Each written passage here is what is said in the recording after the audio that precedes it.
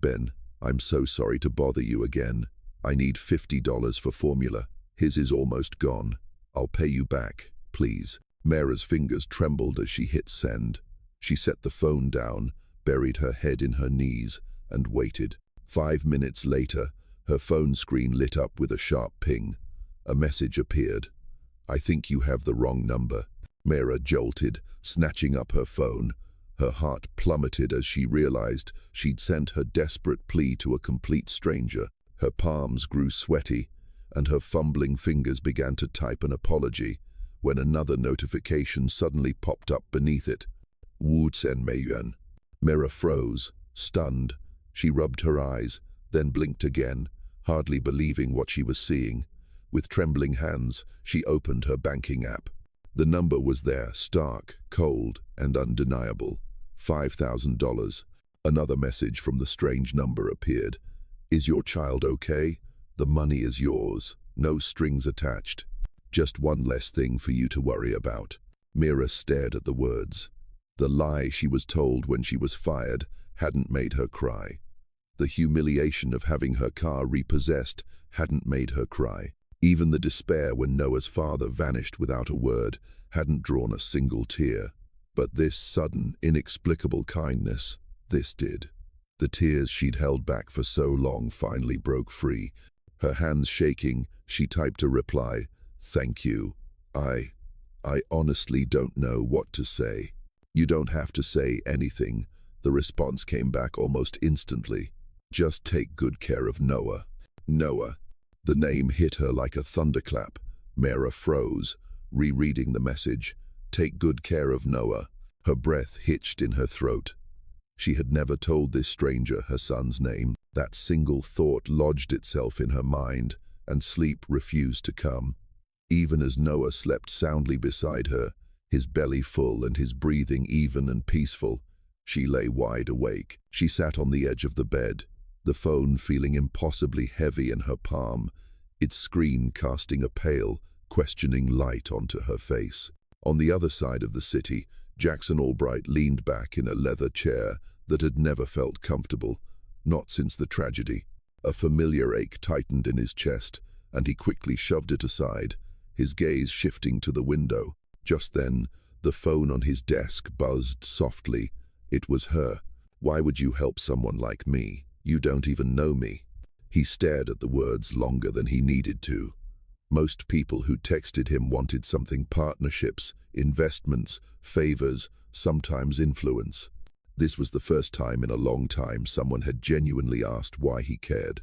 So, he told her the truth, or at least a part of it, because once, someone helped me when they didn't have to. I've never forgotten that. After a pause, another message appeared. Well then, I want to pay you back. One of Jackson's eyebrows arched, a rare smile almost ghosting across his lips. He typed his reply, curiosity beginning to stir. Pay me back for what? Her answer came almost immediately.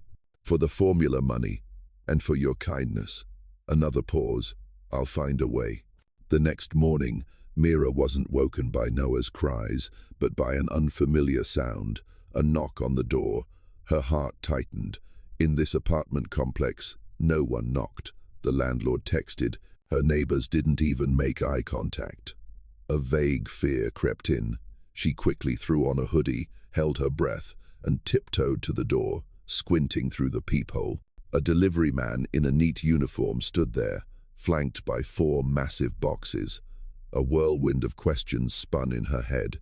Cautiously, she opened the door a crack. "Delivery for Mira Jensen?" he asked. Mira nodded silently, taking the device to sign. With trembling hands, she dragged each box into the middle of her living room. Inside was everything she could have ever dreamed of for Noah. Formula, diapers, wipes, high-end bottles, organic baby food pouches, and clothes. This wasn't no-name, discount bin stuff. It was the kind of luxury gear you only saw on the feeds of picture-perfect moms. At the bottom of the last box, there was a small envelope. Inside, a handwritten card. He deserves the best, not just to get by. Take care of Noah. Jackson. No logo, no return address, Not a single clue to its origin, just a name from a man she had never met. A strange warmth spread through her chest, a chaotic mix of gratitude and profound suspicion. Who was this man, really? And what did he truly want? For hours, Mira couldn't bring herself to touch the boxes. They sat there like a dream she was afraid of waking from. Noah was sound asleep in her arms after a full bottle, the first one he'd had in days. She just sat there, watching the steady rise and fall of his tiny chest, and wondered what kind of world she had just stepped into. She wasn't naive. People don't do things like this for no reason. But there were no cameras, no viral videos, just silence and the tangible gifts. And then there was that name, Jackson. With a trembling hand, she picked up her phone and opened the web browser. She had to know. She typed Jackson Albright into the search bar. The results appeared almost instantly, line after line of text. Jackson Albright, CEO of Helix Core Industries. Net worth, $11.8 billion. This wasn't just a generous stranger. He was a tech tycoon, a recluse the media called the ghost of the valley. There were only a few official photos of him online, all of them cold and severe. So why would someone like that send her $5,000 in baby supplies? She typed, hesitated, then hit send. Why are you really doing this? I don't want your pity. He didn't reply right away. She waited 10 minutes, then 20, her heart sinking. Maybe he'd had second thoughts. Maybe he'd realized she wasn't worth it. Mira leaned her head against the cool wall. Just as her mind began to spiral, the screen lit up again. A new message from Jackson. Are you working? The question was blunt, without preamble, a punch to the gut of her reality. Her bruised pride made her want to ignore him, but another part of her compelled her to answer. I was, she typed, the words dripping with bitterness. Until Noah. Until my company went under. And until the only daycare I could afford shut down. So, no, not anymore. His reply was almost immediate, efficient, and decisive. What was your field? Biochemical research. Specializing in diagnostics, she replied, almost by reflex. I interned at Novagon before things got complicated. A short pause. Then he texted back, you were in research? Yes. But now I also know how to scrub a toilet, make coffee, and calculate taxes I'll never be able to afford. She didn't expect a reply. She thought her sarcasm would end the conversation. But once again, he surprised her. Be at Helix Core tomorrow, 11 a.m. Ask for Ava, no strings, just a conversation. Mira read the words over and over. Helix Core, his company. Her heart hammered against her ribs. Are you offering me a job? The reply that came back carried a different kind of weight. I'm not giving you a job. I'm giving you an opportunity to earn one. Stepping through the revolving glass doors of the skyscraper, Mira felt like she had entered another universe. She hadn't set foot in a place like this in nearly 2 years. Clutching the handle of Noah's carrier, she approached the front desk. Hi, I'm Mira Jensen. I have an appointment with Ava. The receptionist looked up, and her face lit up with immediate recognition. Ah, Miss Jensen, we've been expecting you. Please head up to the 37th floor. Miss Lin will meet you at the elevators. Expecting me, Mira thought, a sliver of unease creeping in. By the time the elevator doors opened on the top floor, her heart was pounding. An elegant woman with sleek black hair and a professional smile greeted her. Mira, I'm Ava Lin, Mr. Albright's chief of staff. He's in a meeting, but he asked me to show you around. I'm not sure what this is, Mira stammered as she followed Ava down glass-walled hallways. This whole thing is just unbelievable. Ava smiled. Mr. Albright doesn't do jokes. He does efficiency. They stopped in front of a door. Ava opened it and said, he wanted you to see this first. Inside wasn't an office. It was a fully, thoughtfully equipped nursery, a beautiful crib, a changing table, a soft playmat, even blackout curtains. Mira gasped. her hand flying to her mouth. This room wasn't just thrown together, it was made with real care. She turned to Ava, her voice trembling. "Why?" Ava looked her straight in the eye. "Because he knows what it's like to fight alone." 20 minutes later, Mera was sitting in a small conference room with a cup of coffee in front of her and Noah sleeping soundly beside her. The door opened softly and Jackson Albright walked in. In person, he was more real than his online photos. Still tall, poised, and powerful, but his eyes held a hint of weariness, and a subtle 5 o'clock shadow suggested a real man, one who had built empires but had perhaps forgotten how to smile. "Mera," he said, his voice low and steady, "thank you for coming." "I wasn't sure I should," she mumbled, awkwardly getting to her feet. "But you did. That's what matters." He sat across from her, placing his hands on the table. "Before we talk about anything, I want to be clear. You owe me nothing. This isn't a test, and I'm not here to save you. I don't believe in charity. I believe in investing in people." "Why me?" Mera looked directly at him, the question tumbling out almost instantly. Jackson was quiet for a moment, then his gaze sharpened. "Because I saw someone who didn't demand, didn't expect, and was willing to go without before she let her child suffer. Someone like that, I can trust." A lump formed in Mera's throat. He slid a folder across the table toward her. "Temporary position, 3 months, finance department, flexible hours, above average pay. If it's not a fit, you can walk away any time, no questions asked." Mera opened the folder. The number on the offer line made her blink twice. It was more than she had made in 6 months at her old job. She looked up at him, her voice thick with disbelief. "This is real." "It's real." "And the nursery?" For the first time, an almost imperceptible smile touched his lips. "That's real too." For a moment, a silent understanding filled the room. Finally, Mera took a deep breath and gave a firm nod. "I'm in." The new job felt like a fresh start. She was tasked with auditing the CEO's personal transactions, a job that demanded meticulous care and absolute trust.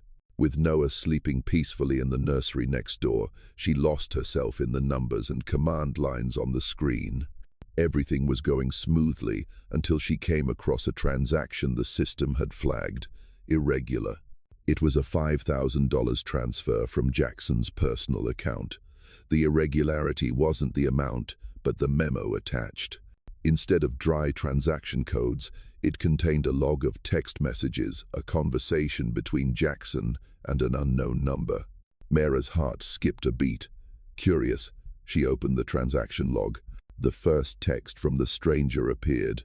"She's too proud. She'll never take help from me." An icy chill shot down Mera's spine. She read on, her eyes glued to the screen, as Jackson replied, "You can't trade pride for formula. What does the boy need?" The stranger answered, "Formula. Diapers. Everything. She's at her breaking point. I just wish I could do more." Each word was a needle prick to her pride. Then she read Jackson's question, the one that made her world begin to tilt. "Does she text you when she needs help? Let me be the stranger. Send me her number. Trust me." And then, a familiar name hit her, catching the breath in her throat. Jackson had asked about taking care of Noah. "Noah," Mera whispered, her voice trembling. She shook her head, trying to dismiss the insane thought forming in her mind. It can't be. It has to be a coincidence. But a coincidence couldn't explain the final text message from the stranger. "Jackson, I'm her brother. I trust you." Mera's world shattered. Her brother. With a shaking hand, she double-checked the phone number that had sent the messages. It was the new number her brother, Ben, had gotten last month. All the pieces suddenly slammed into place, creating a cruel and painful picture. Ben telling Jackson about her situation, the mistaken text she'd received, the $5,000, the job offer, the nursery. None of it was random. It was all part of a perfectly orchestrated plan, a charade set up by her own brother and the very billionaire she worked for. A charade designed to bypass the wall of pride that was the only thing she had left. Tears began to well up, blurring the words on the screen. She scrolled to the final entry in the log, a transfer order Jackson had sent to his assistant. Wire $5,000 to Mira Jensen. Mira broke into a sob, her hands flying to her mouth to stifle the sound. She whispered through the tears, each word a self-inflicted wound. To Mira. It was never for some other Mira. From the very beginning, it was for me. The kindness she had received wasn't a miracle. It was a lie, a well-intentioned one, perhaps, but a lie that left her feeling more exposed and wounded than ever before. After crying until she had no tears left, Mira wiped her face. The trembling in her had been replaced by a chilling calm. She no longer felt wounded. There was only a single, burning question left in her chest. She stood up, walked out of her office, and marched straight to the Chief of Staff's office. "Ava, I need to see Mr. Albright," she said, her voice flat but firm. Ava recognized something had shifted in Mira's puffy eyes, but she simply gave a professional nod. "Let me see." She spoke a few words into her intercom. "He says you can go in." Mira took a deep breath and pushed open the door to Jackson's world. He was sitting behind a massive desk and looked up as she entered. "Mira, is something wrong?" he asked, his voice still even. Without a word, she walked to his desk and placed her phone on the polished wood. The screen was still lit, displaying the entire conversation between him and Ben. Jackson glanced at the screen, then back up at her face. There was no surprise in his eyes, no flicker of panic, just a quiet acceptance. He had known this day would come. "Why?" Mira finally said, her voice cracking. "I'm asking why you two had to do it like this. Why did you have to make a fool of me in my own story?" She pointed at the screen. "All of this. The mistaken text, the job, the nursery for Noah. My brother and you turned me into a charity case. Do you have any idea what that does to a person's pride, no matter how good the intention?" Jackson rose, walked around his desk, and stood opposite her, maintaining a respectful distance. He didn't make excuses. He didn't look away. "Because Ben came to me," he began, his voice low and sincere. "He was desperate because he couldn't help his sister the way he wanted to. He knew you'd never accept money from him, and he also knew that what you truly needed wasn't a handout, but a chance." He looked directly into her eyes, his gaze full of understanding. "Ben said you were a brilliant researcher, but life hadn't given you a fair shot. He didn't want to be the one to give you that shot, because it would only make you feel indebted. So we created a stage, Mira, a stage for you to step onto based on your own merit. That mistaken text," he continued, "was just a ticket in the door. This job, this salary, it was all based on the portfolio Ben gave me. You didn't get it because of my pity. You got it because you earned it. We just wanted to create a path for you to walk on your own, not through charity, but on your own 2 feet. The sincerity in his voice softened Mira's anger, leaving only the ache behind. Jackson saw it. "I'm sorry," he said, and the apology held no pretense. "I'm sorry the plan hurt you. I should have found another way, a more transparent one. But I am not sorry for believing in you. From that first text, I saw a mother who would do anything for her child. And working with you, I've seen a strong, intelligent, and resilient employee. I have immense admiration for that." He paused, giving her a moment to process everything. "The plan may have started with a lie, but my respect and admiration for you are completely real." Mira stood silently, Jackson's explanation swirling in her mind.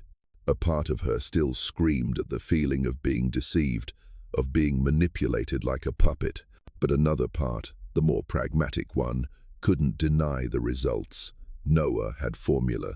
She had a job in her field, a fair salary, and a chance to reclaim her life. He was right. This wasn't charity. Charity was a gift. She, on the other hand, had worked, had proven herself every single day. They hadn't given her pity. They had simply torn down the barriers life had thrown in her way. The silence in Jackson's office was heavy. Mira stood there, the turmoil inside her slowly settling, leaving behind a complex truth. The lie was still there, like a scar, but she understood it was born from her brother's clumsy love and this man's unusual kindness. "I'll stay," Mira finally said, her voice steady again. She looked Jackson straight in the eye. "But on one condition." "Anything," he replied, without a moment's hesitation. "From now on, no more lies," she said, enunciating each word. "No secret plans, no hidden kindness, just the truth, no matter how hard it is to hear. I need to be trusted, not just as an employee, but as a person." A faint, sad smile touched Jackson's lips. "That's the fairest condition I've ever heard." He walked over to the window, gazing out at the distant skyline. "Then let me start with the truth. The reason I did it, it wasn't just because of Ben." He turned back, and for the first time, Mira saw a deep vulnerability in his eyes. "I had a daughter. She passed away when she was very young, from an illness that not even my technology could cure. When I saw your text, saw a mother's desperation for formula, I didn't see a stranger. I saw a chance to do the right thing, the thing I couldn't do for my own daughter." That raw confession shattered the last of Mira's defenses. The initial lie was now wrapped in a truth that was far more painful and human. She was no longer a charity case. She was an unexpected connection to his past.